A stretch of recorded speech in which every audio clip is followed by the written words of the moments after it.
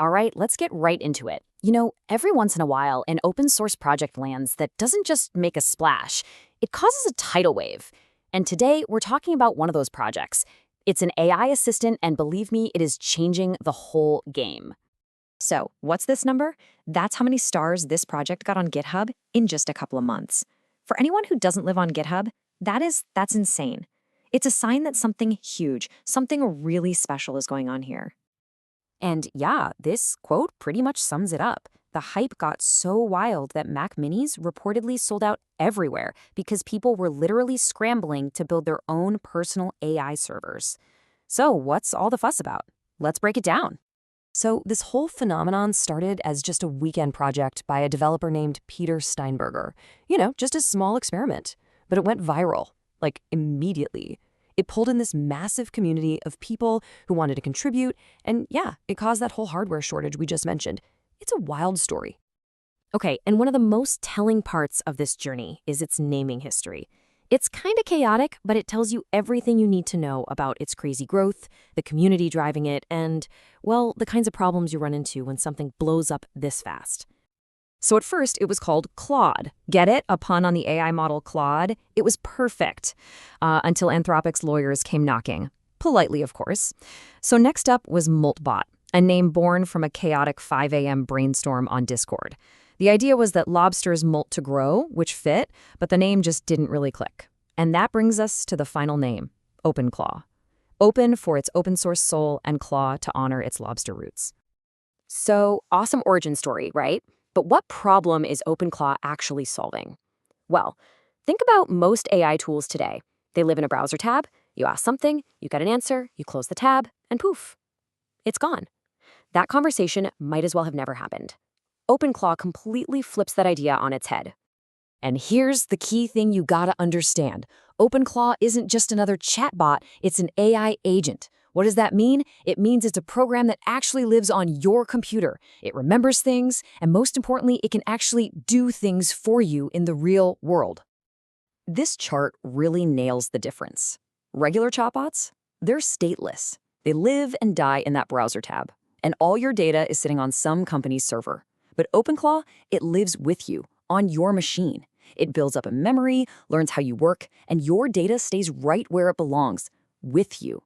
It's a total shift from a forgetful tool to a permanent personal assistant.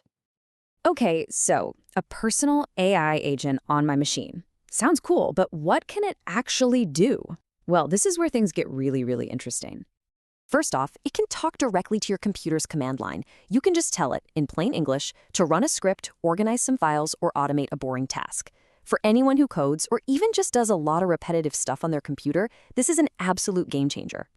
It also makes stuff, like actual files. You can just say, hey, draft a report on last quarter's sales, or create a spreadsheet to track my project deadlines. And it'll just do it. You don't even have to open Word or Excel.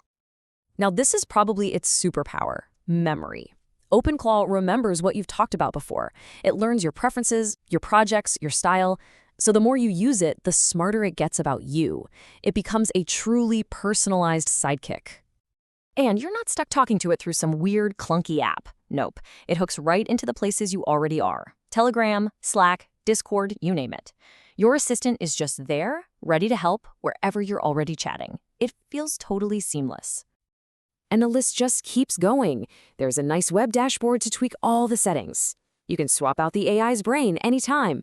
Want to use Claude today and GPT tomorrow? Go for it. It can search the web so it's not stuck in the past, and the whole thing is built on a foundation of being open source and privacy first. Okay, I'm guessing at this point you might be thinking, all right, shut up and take my money, or my time. How do I get this thing? So let's talk about what it actually takes to set up your own AI powerhouse. So the first question everyone has, especially after hearing about Mac Minis selling out, is, do I need some kind of supercomputer to run this? And the answer is a big, resounding nope. You can run OpenClaw on pretty much any computer you've got.